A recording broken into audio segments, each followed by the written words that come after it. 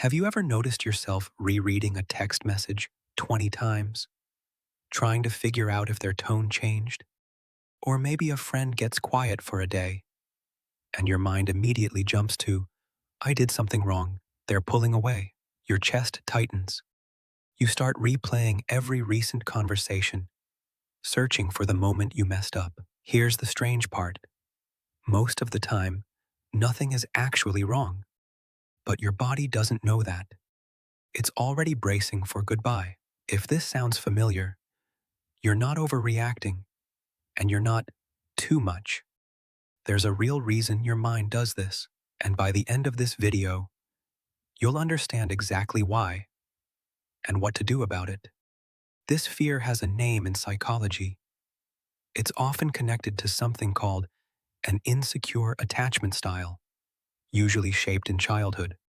If, growing up, love or attention felt inconsistent, sometimes there, sometimes not, your brain learned an important survival lesson. Connection cannot be trusted to stay.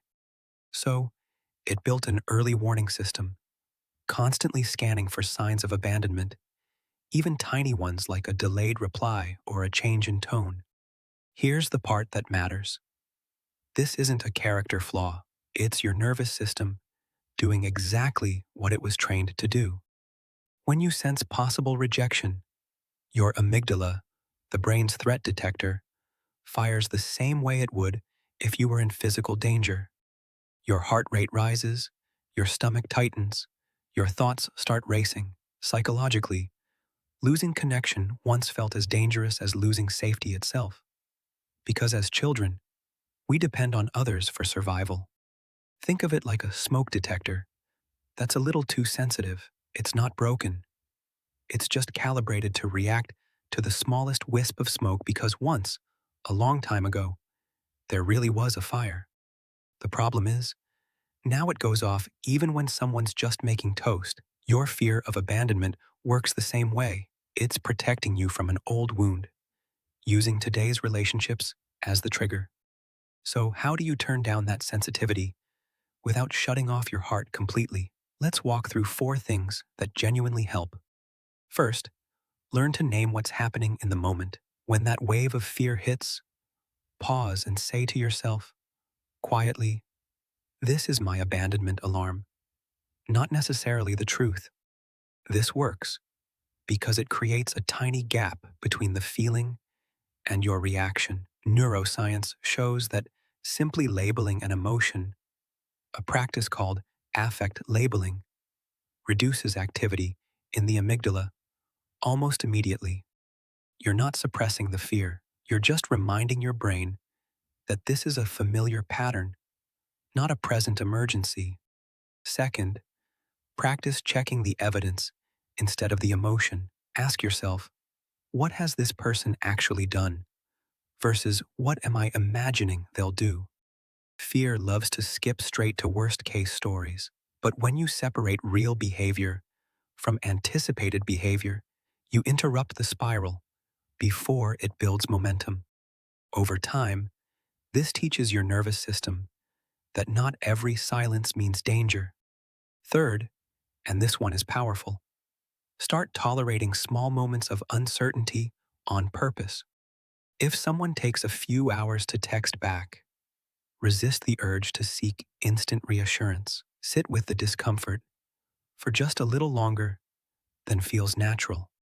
This is called self-soothing, and it works because every time you survive uncertainty without spiraling, you're teaching your brain a new lesson. I can handle not knowing. That's how the alarm system slowly recalibrates. And fourth, build what psychologists call internal safety, a sense of okayness that doesn't depend entirely on someone else's response. This might look like a short grounding practice, placing a hand on your chest and reminding yourself, I am safe right now, in this moment, regardless of what happens next. This matters because real security was never meant to come only from other people. It has to also live inside you. But each time you practice them, You're gently teaching your nervous system something new. That connection can be steady, and that you can be steady too, even when things feel uncertain. The more you practice returning to that inner steadiness, the less power any one text message or mood shift has over your whole day. None of these erase the fear overnight. If today's video felt like it was speaking directly to you, please know this. Fear doesn't mean something is wrong with you. It means something in you learned to protect itself a long time ago, and now you get to gently update that. If this really resonated, and you feel like you could use more consistent, personal support, online therapy is a flexible option linked in the description below. And if you'd like to keep exploring this topic, maybe on a walk or before bed, there are some carefully chosen audiobooks linked as well, ready whenever you need them. If this video helped you feel a little more understood, like it, drop a comment below and subscribe for more videos like this one.